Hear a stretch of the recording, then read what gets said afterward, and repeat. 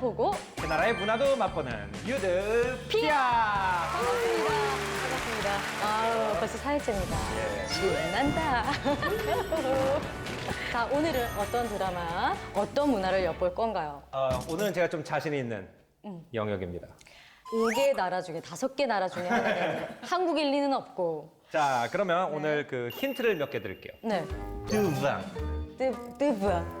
토엘 에펠, 12F. 파리. 프랑스. 예. 딱.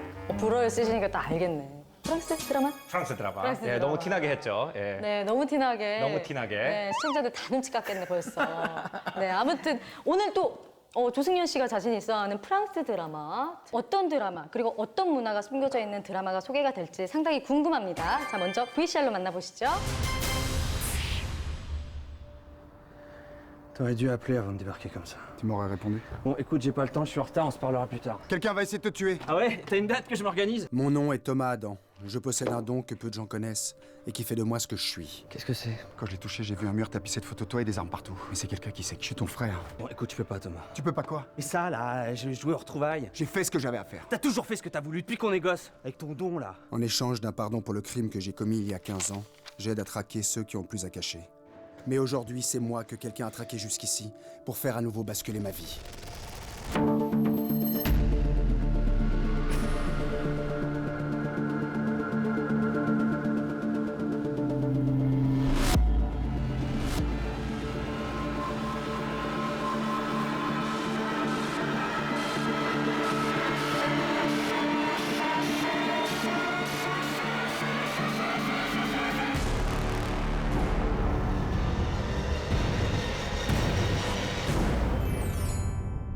프랑스 드라마 컨택트, 그것도 판타지물이에요. 자, 어떤 분들과 함께 할지 기대가 되는데요. 바로 소개할게요.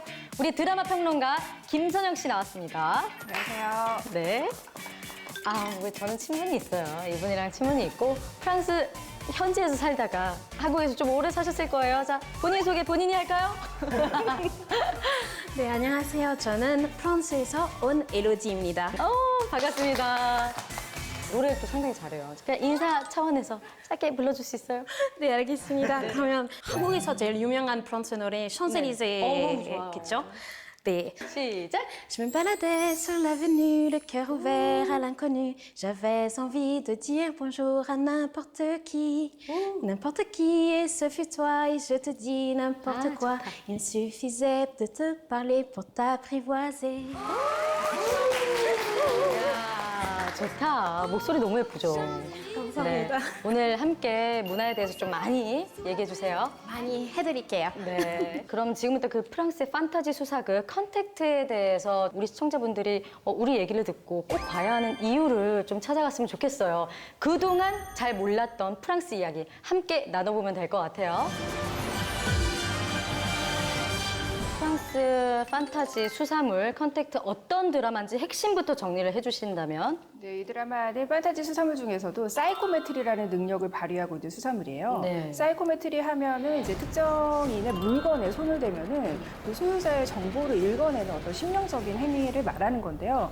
그러다 보니까 이게 초능력 같기도 하고 좀 여기 뭐 묘한 판타지의 네. 매력이 설정이 되는데 이 드라마가 또 그 사이코메트리의 성격을 어떤 퍼즐 미스터리의 플롯으로 굉장히 잘 네. 나타냈어요. 그러니까 우리가 퍼즐 하면은 여러 가지 파편적으로 흩어진 단서들을 한 줄로 이렇게 꿰어내면서 추리하는 재미가 있잖아요. 네. 사이코메트리 자체가 이렇게 파편적으로 흩어진 타인의 기억들을 이렇게 조합해내서 추리를 하는 과정이기 때문에 네. 이게 또 수사물이라는 플롯과 굉장히 잘 결합이 돼서 흥미롭게 보실 수 있을 거예요. 맞아요. 저는 이 드라마의 최고의 스릴은 약간 우리가 지나가는 사람 보면 이렇게 머리 한번 열어보고 싶죠. 그러니까 뇌 안에 뭐가 들어있나. 저 사람 내 안에 뭐. 예, 남의 뇌 안을 들여다보는 사람의 시각으로 드라마가 전개되기 때문에. 네. 근데 재밌는 건 뭐냐면은 그 사람의 뇌 안에 있는 모든 걸 갖다 이 사람이 읽는 게 아니고 가장 강렬한 기억 한 5-6개만 읽어내요. 그러니까요. 그러니까 약간 저는 오히려 어떤 재미가 있었냐면은 물론 그 단서를 풀고 범죄를 풀고 이런 게 주지만 저런 기억을 가지고 있는 사람은 어떤 인생을 살았을까? 라고 생각해보는 그런 재미. 얼마나 강렬했으면 그 기억들이 네. 물건 속에서 딱딱딱 기억이 나는지. 그리고 저런 기억을 가진 사람은 어떤 성격을 가진 사람일까? 어떻게 생긴 사람일까? 그다음에 이제 나중에 범인이 나타났을 때 네. 이런 재미가 있더라고요. 진짜 퍼즐이 하나하나 맞춰지는 것처럼 네. 독특했어요. 그죠? 엘로디 씨는 어떻게 보셨어요? 저는 원래 정말 이런 드라마는 프랑스 스타일 아니라고 생각했어요. 진짜 잘 안 어울리겠다고 이거 네. 정말 미국 스타일이라고 생각했는데 그쵸. 이 드라마는 정말 처음에는 빠지지 않았어요. 이거 정말 아니다라고 생각했는데 네. 슬슬 빠지게 되고 나도 범인이 누굴까 조금 찾게 됐어요. 네. 그래서 끝났을 때 정말 헐. 근데 평생 동안 이제 그 프랑스에서 텔레비전 보고 자라셨을 텐데 처음 한국 드라마를 딱 봤을 때 어떤 차이가 있다고 느꼈어요? 일단 그냥 드라마 자체가 달라요. 왜냐하면 한국 드라마들이 되게 짧잖아요. 네. 원래 제가 프랑스 드라마나 미국 드라마 안 보는 이유 그거예요. 너무 길어서. 너무 길고 맞아. 재미없어요, 저한테. 시즌도 길고 뭐 쓸데없이 길어요.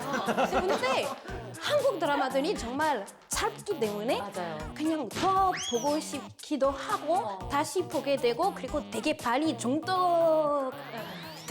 아니 국내 드라마 다른 점 전문가가 봤을 때 좀 어떤 것 같아요? 일단 주인공 캐릭터가 좀 다른 것 같아요. 이 드라마는 사실 주인공의 독특한 능력 때문에 흥미가 먼저 가는 거잖아요. 근데 보통 이 정도의 능력을 지닌 독특한 캐릭터의 주인공이 나오면 국내 드라마 같은 경우에는 좀 소위 몰빵을 한다고 하죠. 굉장히 멋있고 이 사람에게 좀 초인적인 능력을 더 많이 그쵸. 부여를 해서 이 사람이 좀 어떤 사건을 해결해 나가는데 시청자들이 굉장히 몰입을 할 수 있게끔 만드는데 네. 이 작품의 토마랑 같은 경우에는 초인적인 능력을 가지기는 했지만 이 능력을 발휘하는데 한계가 있잖아요. 제한적인 한계가 있어서 어떻게 보면 좀 그게 현실적인 이야기 같기도 하고 왠지 있을 법한 캐릭터 같기도 하고. 그러니까 판타지지만 마냥 허황된 이야기가 아니라 현실에 있을 법한 이야기 그래서 좀 묘하게 균형을 잡아나가는 듯한 네. 그런 점이 이제 국내의 어떤 사기캐에 가까운 주인공의 모습과는 좀 차이가 있는 것 같아요. 극 중에서 우리 배경 중심지가 됐던 마르세유 지역. 네. 그 지역이 우리 한국으로 따지면 프랑스의 목포. 라는 얘기가 있어요. 마르세유는 이제 옛날부터 항구 도시고 네. 그리고 이제 아프리카나 이제 그 이집트 같은 데서 오는 배들이 이제 오는 곳이었기 때문에 어느 나라나 항구가 있으면은 조폭 영화의 배경이 되기가 좋죠. 그렇죠. 예. 뭐 그래서- 시로 다르고 밀반입 이런 거. 그렇죠. 그래서 마르세유도 약간 전통적으로 네. 약간 프랑스의 마피아 영화라든지 범죄 영화에 그게 많이 되는 약간 그런 도시죠. 저도 이렇게 드라마 보면서는 제가 뭐 프랑스 간지 좀 오래됐어요 이제. 네. 그래서 보면서 우리나라 이렇게 예뻤구나. 그리고 좀 좀 그립게 됐어요. 기차도 탈 때 파리 가려면은 마세이 엑섬프로방스 통해서 가야 돼요. 어쩔 수 없어요. 그래서 거기도 그 북쪽에 사는 네. 사람들이 퇴직할 때 남쪽으로 이사해요. 그래서 기차 타고 조금 올라가면 아까 말씀하신 그 엑상프로방스라는 동네가 나오는데 네. 실제로 제가 알기로는 영화 촬영지는 엑상프로방스였던 걸로 알고 있거든요. 오. 근데 여기에 보면은 굉장히 이렇게 멋진 단독주택 지어놓고 할 일 없게 사시는 분들이 굉장히 많잖아요. 여기 영화에 보면은 이렇게 범죄 피해자 분들이 대체로 그쵸. 멋진 집 지어놓고 이렇게 한가하게 그냥 조깅이나 아침에 하고 네. 근데 약간 엑상프로방스가 아까 엘로드 씨 말한 것처럼 그런 동네예요. 그러니까 부자들이 파리에서 열심히 돈 번 다음에 노후 이제 생활을 이제 위해서. 놀자 그러면 엑상프로방스에 집 사놓고 원래 엑상프로방스라는 동네가 부자들 은퇴촌. 은퇴촌이구나. 네. 아니 정말 아름다운 곳이에요. 드라마에서도 아름답게 잘 표현이 됐는데, 그러니까 프랑스 목포죠, 항구 도시. 그 도시에서 찍은 미스터리 수사물은 조금 다를 것 같아요. 이 드라마에서도 이 지역만의 아름다운 풍광을 뭐 부감샷으로 보여준다든지 이제 카메라에 담아내는 장면들이 있는데 문제는 이 주인공 캐릭터의 설정이 되게 독특하잖아요. 네. 그리고 사이코메트리 능력을 발휘를 할 때 굉장히 좀 현란한 시각적인 효과가 또 거기에 들어가기 때문에 전체적인 그 촬영 기법을 볼 때는 그렇게 현란한 기교를 사용하지 않아요. 그래요. 그랬어요. 오히려 맞아. 그 각본에 좀 충실한 연출을 보여줘서 그 수사물이 좀 어떻게 보면 정통 수사물에 가깝게 판타지지만 가깝게 연출을 하고 있고 소재 자체가 굉장히 좀 이색적이고 독특한 설정이기 때문에 오히려 너무 기교를 앞세우면 이게 좀 산만해질 수도 있거든요. 그래서 저는 어떻게 보면 좀 연출에 묘도 있다라고 보여져요. 우리 지난주에 했던 알렉스랑 어떤 차이가 있는 거냐면 네. 그 스웨덴에서 찍었잖아요. 이제 노아르라는 장르가 원래 노아가 까맣다는 뜻인데 진짜 화면을 보면 검은 면이 되게 많이 나오거든요. 많아요. 해가 그렇게 낮잖아요. 근데 이 프로방스는 세상에서 가장 햇빛 밑에서 색깔이 강하게 튀는 동네예요. 그래서 화가들이 거기 뭐 피카소도 살았고 뭐 밴고도 거기 살았고 그런데 그게 묘한 거예요. 그러니까 똑같이 범죄 수사극인데 이거는 굉장히 어두칙칙한 느낌이 나는데 네. 이거는 땡볕 아래서 범죄가 벌어진단 말이에요. 그렇죠. 대낮에 벌어지는 범죄 느낌과 어두침침한 곳에서 벌어지는 범죄는 또 느낌이 굉장히 다른 것 같아요. 똑같이 범죄 수사극이라도. 자, 그러면 프랑스 매력이 듬뿍 담긴 판타지 수사물 컨택트 놓칠 수 없는 이 장면 바로 유드픽 하겠습니다. 첫 번째 장면 보여주세요.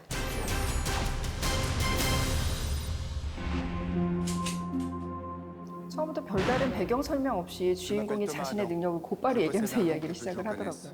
근데 이제 이게 퍼즐처럼 정말 조각조각 기억을 보여주다 보니까 처음에 이게 뭐지 했었어요. 근데 이게 그러니까 뜨문뜨문 보여준 게 아니라 원래 저렇게밖에 기억을 못 읽더라고요.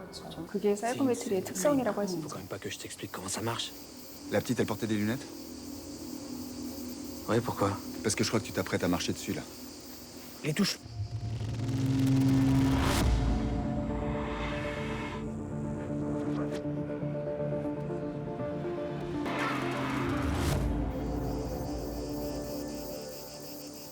Eh merde, tes empreintes. 이게 점점 회차가 거듭될수록 이게 조각조각 기억들을 보여줄 때 저도 막 추리하고 싶어하고 저게 무슨 장면이지? 막.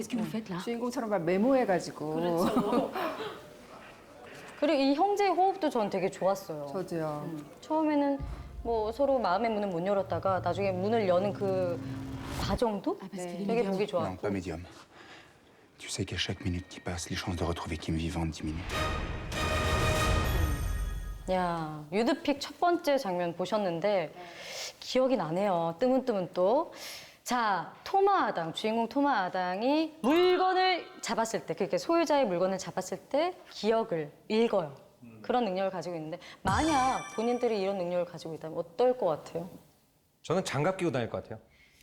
그러니까 싫잖아요, 솔직히. 아, 딴 사람이 읽는다면? 그러니까 뭐 이렇게 뭐 예를 들어서 카페 가가지고 커피잔을 잡았는데 이거 커피잔 누가 쓴 줄 알아요? 근데 왜 그거 우리나라 말에 그거 있죠? 뭐 안 본 눈 팝니다 이런 거. 그러니까 그 사람이 뭘 보고 다녔는지를 모르기 때문에 그래서 저는 항상 장갑을 끼고 웬만하면 남의 기억은 안 보는 쪽. 저도 좀 무서워할 것 같아요. 좀 어두운, 안 좋은 기억들이 더 볼 수 있기 때문에 굳이 내가 해봐야 되나, 이거? 그래서 뭐 절 좀 아끼면서 살고 싶을 것 같아요. 저도 좀 무서울 것 같은 게 왜냐면 이 사이코메트리의 기억이 그 사람의 기억을 뭐 통으로 읽을 수 있는 게 아니라 파편적으로 맥락이 없이 다가오잖아요. 그러다 보니까 이해하는데도 굉장히 시간이 걸리고 좀 낯선 파편적인 이미지로 다가올 것 같아서 좀 두려움이 먼저 있을 것 같아요. 안 그래도 내 삶 피곤해 죽겠는데 이거 기억 이게 뭐지? 계속 뭐 짜맞추기 하려는 것도 머리도 아프고 특히 제가 사랑하는 사람이 생겼어요. 아 절대로 안 돼, 절대로 안 돼. 이거 큰일 그러니까 핸드폰 보는 거랑 똑같은 거예요. 그치, 핸드폰보다 더 심하지. 그 사람이 어디에 뭔 짓거리 했는지 다 아는데 만지면은 절대 안 되겠다. 사랑하는 사람이 안 돼, 이 능력은 안 가질래. 아니 근데 컨택트에 나오는 주인공 아당은 좀 이제까지 봐왔던 능력자들, 좀 초능력을 가진 분들이랑 좀 많이 달랐던 것 같아요, 그죠? 저는 이제 이게 프랑스에서 만들어졌다는 걸 좀 알 수 있는 그 몇 가지 요소가 있었어요. 그러니까 굉장히 미국적인 드라마인데도 네. 미국 사람들은 이렇게 안 만들었을 것이다라고 느껴지는 부분이 두 군데 정도 있었는데 네. 첫 번째는 슈퍼파워가 약해요. 그쵸. 그냥 파워야. 야, 인간이 왠지 저런 인간이 가진 능력이 있을 것 같아요. 네. 그리고 둘째는 뭐냐면요. 능력 있는데 되게 우울해요. 아, 맞아요. 그러니까 미국 애들은 슈퍼파워가 있으면 나는 파워풀해 그럴 것 같은데 조카한테 넌 나처럼 되면 안 돼. 이거 굉장히 프랑스 사람들 그잖아요.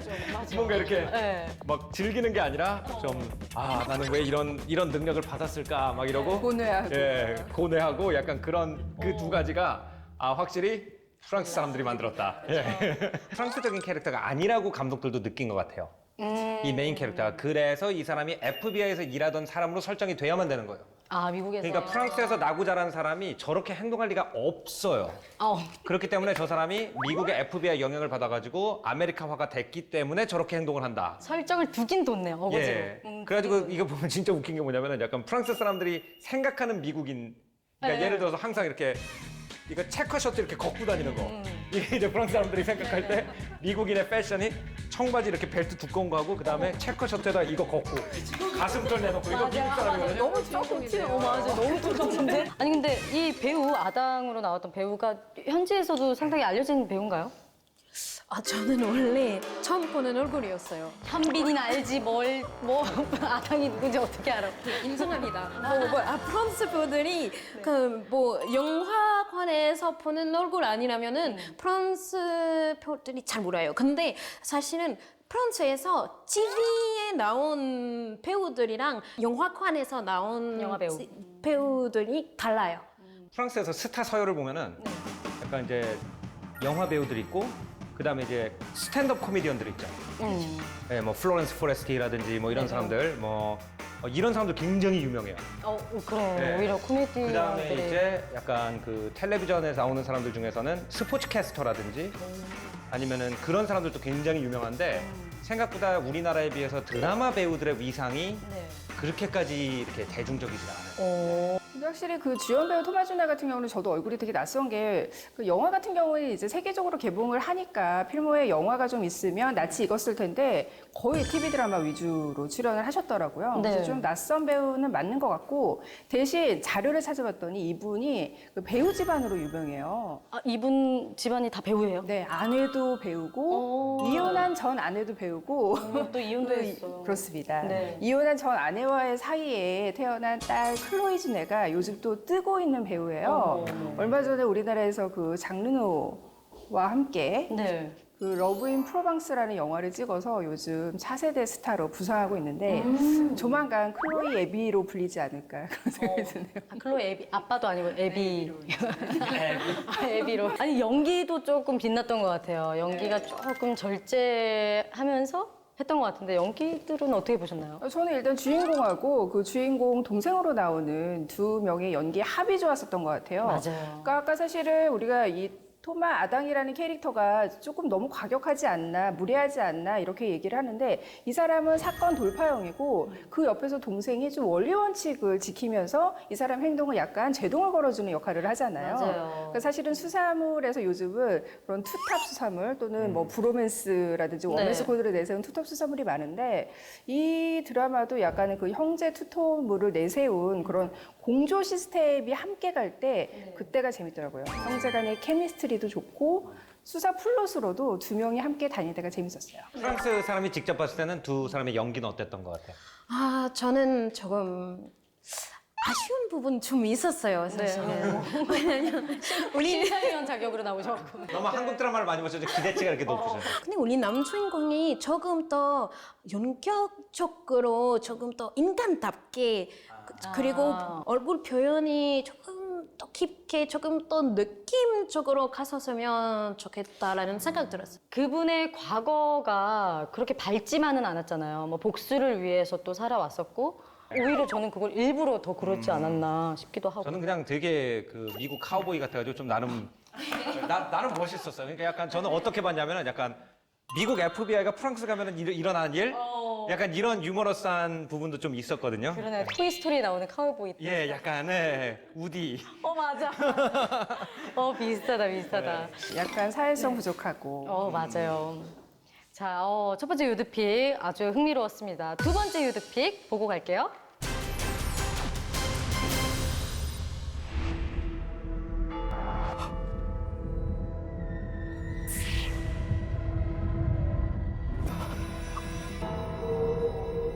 이 드라마는 시작하면 일단 범죄 피해자가 먼저 피해자가 먼저 딱 나오잖아요.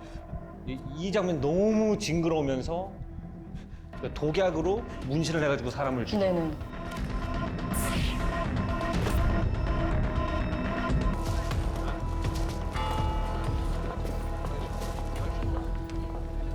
Médecin rééducateur spécialisé dans l'art thérapeutique. Il vient d'être tatoué. Quelqu'un l'a tatoué avant de le tuer. Qu'est-ce que ça peut bien représenter? C'est une danse macabre. Elles étaient très représentées au Moyen-Âge.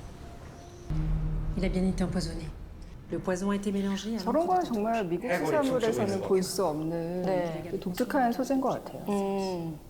Enfoiré. 여기 사건들이 되게 묘하게 끔찍해요. Cherchez Calavera. Commencez par ça. Comment est-ce que vous le connaissez? Il m'a montré son bouc et j'ai tout de suite reconnu son travail. Qu'est-ce qu'elle dessine là? 저런 장면들 네, 약간 묘하게 철학적인 대사들 저렇게 네. 예, 복수가 치유가 되나요? 치유가 됩니다. Prendre le contrôle. 문신 정말 인상 깊었어요. 방금 나왔는데 저는 정말 총 8회 중에 문신 장면이 제일 기억에 남았다 해도 과언이 아닐 정도로 전 잔인하면서. 이 드라마의 프랑스 감성이 잘 드러나는 거라고 생각을 하는 게요. 네. 이제 보면은 이게 모든 경찰들이 다 다른 나라에서는 좀 전문가 수준의 미술사 지식으로 무장을 하고 그쵸. 있어요. 일단 어. 예, 그게 약간 프랑스 극작가만 할 수 있는 발상이라고 생각을 해요. 이 정도 역사는 당연히 알고 있을 것이다. 그죠? 그러니까 무슨 뭐 에코노말 수페르 이런 데 나온 사람이 쓴 약간 그런 티가 나는데 가지고 딱 보면서 저거는 중세기의 어떤 문양이에요. 막 하면서 그걸로 이제 사건을 바로 얘기하죠. 풀잖아요. 그러니까 미국은 과학으로 푸는데 프랑스는 인문학으로 푸는 거죠. 그러니까. 사건 자체를.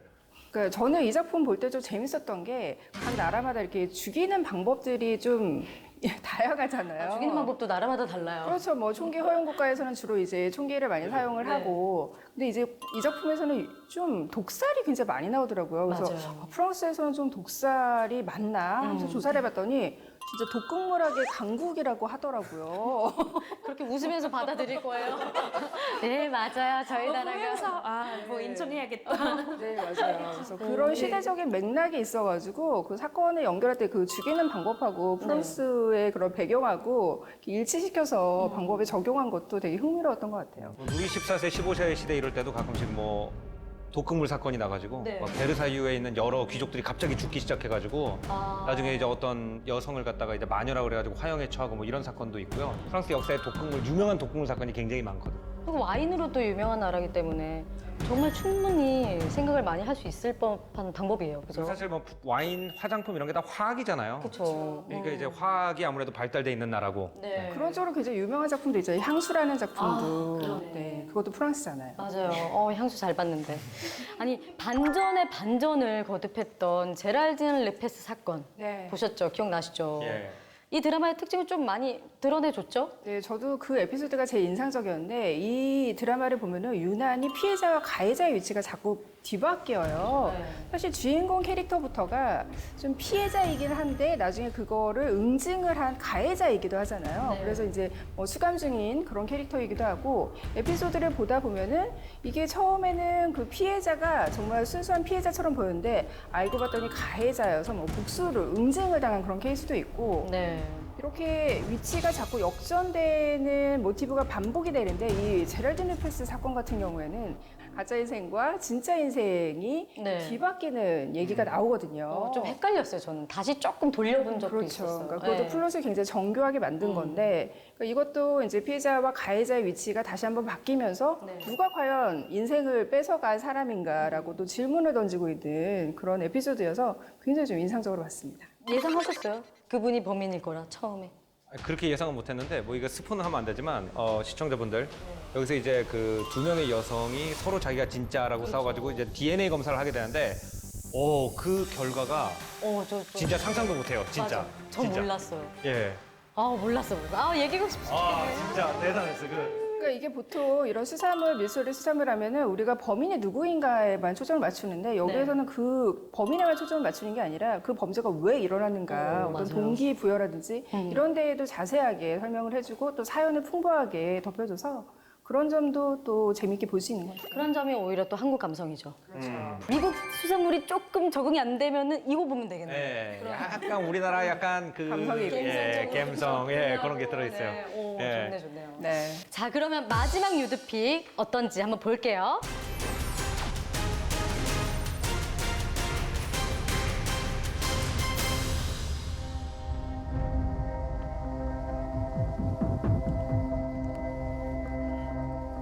Oui, c'est 그것 또한 스포다.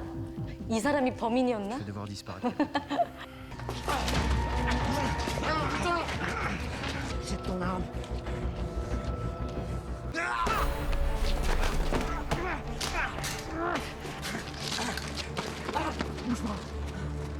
Bouge pas. Mais vous faites quoi là? Mais attendez, c'est quoi ce bordel? J'ai confié l'affaire du tireur à une autre équipe. Quoi? Vous pouvez pas faire ça. Eric, Capitaine, 하이힐 신고 저도 하이힐이 좀 처음에 제일 거슬렸는데 저 얘기를 다르더라고요. 역시 여자의 눈은 정확해. Captain Louise Martel. Capitaine. 그래. 내 기억 보려고 하면 너무 싫을 것 같아. 전 저분 이해됐어요. 근데 저는 저 장면에서 살짝 의심도 되더라고요. 아, 저 사람인가? 괜히 저런 말을 한다는 게 복선 같기도 하고. 약간 와가지고 수사에 회방 놓는 것 같은 그런 마치 그 FM으로 하자는 걸 가장한 약간 방해 같은 것도 약간 보이고요. 그래서 페이크 같기도 했어요. 오히려. 정말 회차가 거듭될수록 반전의 반전이에요. 그래서 더 흥미롭긴 한데 주인공 토마 아당의 부모님도 살해하고 정말 가정 전체를 풍비박산낸 범인. 계속 그 범인에 우리가 집중을 하고 찾게 되는데 혹시 누군지 상상이 됐어요? 짐작이 됐어요? 제가 생각할 때는 항상 이만한 하이힐을 신고 다니는 그 경찰청장님이 아마 왜냐면요 네. 항상 프랑스 그 드라마나 프랑스 영화에서는요 무지하게 예쁜 범인이 있어요. 오히려 예, 무지하게 예쁜 범인이 꼭 있어요. 혼돈식. 예. 그게 프랑스 문학가들이 아주 자주 쓰는 그런. 그래가지고 사람들이 다 너무 예쁘다 이러고 있는데 그 사람이 범인인 거죠. 마타리 같은. 예. 팜파탈. 팜파탈이 불어잖아요. 오, 그러네. 오. 그리고 너무 그 프랑스의 전형적인 팜파탈이에요. 저분이 그냥 칼 탁 하고 선글라스 딱 끼고 금발머리 날리면서. 맞아요. 누가 범인 같다고요? 근데 근데 이 여자 경찰도 되게 수상했어요. 저도 되게 좀 이상하기도 하고 왜 이렇게 화 많이 나냐고 왜 이렇게 뭐 경투를 뭐 계속 말다툼도 하고 왜 그쵸. 이렇게 강한 모습만 보여주는지 되게 궁금해서 끝까지 되게 아이러니하게 되게 뭐 이게 이상했어요 좀. 네, 저도 콘티 반장 아니면 마르테 반장이라고 생각을 한 게 수사물을 보다 보면은 약간 되풀이되는 법칙 같은 게 있는데 그게 시즌 중반에 투입되는 인물을 좀 눈여겨봐라라는 그런 법칙이 있거든요. 갑자기 나타나는. 네, 근데 그 두 인물이 시즌 중반에 투입이 되잖아요. 네. 그래서 끝까지 그 둘 중에 누가 범인일지를 작품 속에서도 약간 그거를 서스펜스를 주고 있는 것 같아요. 확신은 우리가 한들 지금 시즌 2를 더 기다려야 된단 말이죠. 그렇죠. 그래서 사실 뭐 지금 다 안 풀렸잖아요 사건이. 네. 예. 그러니까 이 드라마가 이제 각 매회 사건마다 일어나는 에피소드가 있고 이거는 우리가 범인이 진짜 누구인가를 우리가 추리하는 인물은 네. 이 시즌을 관통하는 주요 에피소드, 주요 미스테리의 범인을 우리가 지금 추리를 하는 거잖아요. 근데 사실은 매 에피소드는 굉장히 좀 다양하게 잘 짜져 있는 반면에 이 주요 미스테리의 플롯은 살짝 좀 아쉬워요. 그래서 이거는 시즌 2를 위한 밑밥 같다라는 생각이 들거든요. 시즌 1은. 그래서 사실 우리가 지금 이렇게 추리하는 것도 시즌 2에 가면 또 어떻게 바뀔지 몰라서 더 기다려지기도 해요. 아니 그러니까 극 중에서도 보면은 정말 자연스럽게 그 집의 정원에서 가족끼리 모여서 식사하고 누굴 초대해서 또 저녁을 같이 먹고 그런 장면이 되게 자연스럽게 어떻게 보면 일상처럼 보였거든요. 어때요? 이 장면 보면서 정말 그리웠어요. 아 그런 문화가. 네, 많이 하는 편이고 우리 뭐 주말마다 바베큐 파티도 하고 그 만약에 점심 시간대에 누가 집에 오면은 밥 먹었냐고 물어보고 아니면 먹어 가려고 하죠. 그거 정말 일상적인 신이에요. 그러니까 우리나라에서는 좀 뭐 먹고 가자니 민폐일 것 같고 안 먹고 보내자니 또 미안하고. 그 좀 다른 게 그 프랑스 사람들은 손님이 왔다 그래가지고 자기네 요리를 바꾸는 게 아니에요. 그냥 원래 먹으려고 했던 걸 그냥 한 끼 더 주는 거예요. 그러니까 민폐가 아닌 거죠. 우리나라 사람들이 보면 약간 외식하는 느낌이 좀 들긴 들었어요. 근데 이게 일상이라는 것도 놀라운데 프랑스에 대해서 우리가 그렇게 많이 알고 있잖아요. 뭐 파리 쪽은 좀 지저분하고 바닥도 쓰레기도 다 안 치우고 요렇게 알고 있는데 맞아요? 그 이야기하면은 파리 사람한테 맞을 것 같은데 저는 아무래도 남쪽 여자라서 네. 사실대로 말해야 돼요. 파리는 지저분하고 네. 냄새도 나고 뭐 사람도 많고 파리는 아주 옛날 도시예요. 근데 그쵸. 프랑스 매력이 파리에 있는 게 아니라 프랑스 지역별 작은 마을에 가시면은 네. 거기는 정말 프랑스 매력이 볼 수 있어요. 브리타니에 가시면 마을 분위기 다르고 그리고 엑스프로방스나 니스에 가시면 또 마을 분위기 다를 거예요. 그래서 네. 남쪽으로 다 작은 마을 보러 가는 게 제일 나아요. 프랑스 파리 어때요, 음식? 뭐 프랑스 음식 무조건 맛있죠. 근데 뭐 한국 사람들이 프랑스 음식에 대한 편견이랑 고정관념 되게 많아요. 그리고 여행하실 때도 굳이 후식 먹어야 한다고 생각해요. 푸아그라는 유명하기 때문에 아 저는 가서 푸아그라 먹어야겠다. 근데 푸아그라 어떻게 먹어야 하는지 모르고 사실 푸아그라는 우리 크리스마스 때 제일 많이 먹어요. 근데 크리스마스 때 그냥 푸아그라 먹는 게 아니고 그 분위기도 있고 빵에다가 푸아그라 살짝 넣고 이렇게 먹거든요. 그리고 옆에는 샴페인이나 와인을 같이 먹어야 맛있는데 그럼 뭐 한국 사람들이 보통 뭐 비싼 식당 가서 푸아그라 먹을 때 이렇게 넣으면 그냥 통째로 먹어요. 이렇게 먹으면 당연히 느끼할 거예요. 빵이랑 같이 먹어야 아니면 등심 스테이크 해다가 고기랑 같이 먹어야 돼요. 같이 먹어야 돼. 근데 이런 음식보다는 비스트로 작은 식당들이 그리고 가격에 비해서 되게 좋은 좋은 제품 쓰는 식당들이에요. 가성비 좋은 숨은 맛집들이 많구나. 그래서 비스트로로 가면은 가정적인 음식, 정통적인 음식 좋은 가격으로 먹을 수 있기 때문에 차라리 후식보다는 후식은 한 번 뭐 괜찮아요. 아 먹어봤다라고 말할 수 있는데 비스트로 가면은 훨씬 더 프랑스적인 음식들을 먹을 수 있어요. 네네. 앞으로 프랑스를 여행할 한국 분들에게 좀 기본적으로 알아야 될 불어 몇 가지 좀 알려주세요. 네, 일단 제일 중요한 게 한국 사람들이 프랑스 갈 때 항상 이런 불만이 있어요. 왜 식당 가서 뭘 시키고 돈 내야 돼요? 근데 맞아. 이거 그 프랑스에서 수돗물도 마셔요. 한국에서는 안 마신데 프랑스 가면 식당에서 une carafe d'eau s'il vous plaît. 뭐라고요? une carafe d'eau s'il vous plaît. 다음 거 배울게요. 물 달라고 하면은 de l'eau s'il vous plaît. 그냥 웨이터가 자기 마음대로 생수병 드릴 수 있어요. 그러면 돈 내야 되니까. 네, 그래서 이렇게 만원 차지해요. 하면은 네, 차주 좀 비싸요. 비싸죠. 우리나라는 참 좋아. 그냥 늘로 그러면은 이제 물어봐요. 가스 우산 가스. 그러니까 가스 든 거냐 아니면 가스 없는 거냐. 그러니까 생수를 줄까 스파클링 줄까 물어본 다음에 거기서 대답을 하면 주문한 게 돼버리는 거예요. 그럼 대체로 뭐 대답 안 하고. 네, 그럼 이제 오가 프랑스어로 물이라는 뜻이잖아요. 그러니까 카라브는 뭐냐면은 그냥 이렇게 생긴 뭐 유럽에 이렇게 생긴 물 주전자 있죠. 네, 그러니까 주전자라는 뜻이에요. 그러니까 물 주전자 하나 주세요 이러면 그냥 물을 주고 그냥 물을 달라 그러면은 생수를 갖다 주면서 가스 있는 거 줄까 없는 거 줄까 그 다음에 거기서 주문하면 이제 10,000원 그냥 거의 요리값만큼 나가버리는 거죠. 물이 10,000원이나 해. 그리고 또 하나만 제가 팁을 드리면은 네. 커피 주문할 때 아메리카노 이런 거 못 알아들어요. 그럼요. 그냥 카페 그러면 에스프레소를 주고요. 네. 알롱주에 그러면 아메리카노랑 비슷하게 물을 탄 걸 주고요. 네. 그다음에 크렘 그러면은 우리가 카페올레라고 부르는 걸 줘요. 근데 묘하게 우리는 카페올레가 프랑스어인 줄 알잖아요. 근데 카페올레는 프랑스어가 아니에요. 그럼요. 그냥 미국인들이 프랑스어로 조합한 거예요. 합성해 놓은 거. 그러니까 레가 프랑스어로 밀크기 때문에 카페올레 그러면은 프랑스 사람들이 알아들 줄 아는데 프랑스에서는 카페 크렘이라고 시켜야 우리가 카페올레나 카푸치노라고 부르는 걸 줘요. 이런 거 유용하다. 우리 커피숍은 무조건 가니까 어디 나라에 가든. 자 그러면 이제 우리 드라마 다 얘기했는데 평점. 저는 5점 만점에 한 4점, 7점?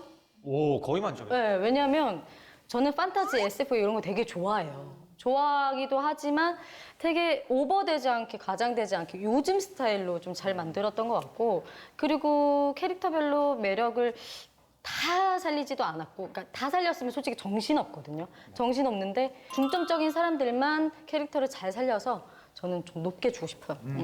저는 한 3.8점. 그 액상프로방스 그 네. 풍광도 되게 아름다웠고 그 에피소드 짜임새도 굉장히 좋았어요. 근데 한 가지 아쉬운 점은 이제 메인 미스터리 플롯이 약간 아쉬워서 시즌 2에 가서 좀 잘 나오면 그때는 좀 더 가산점을 둬서 더 높게 주려고요.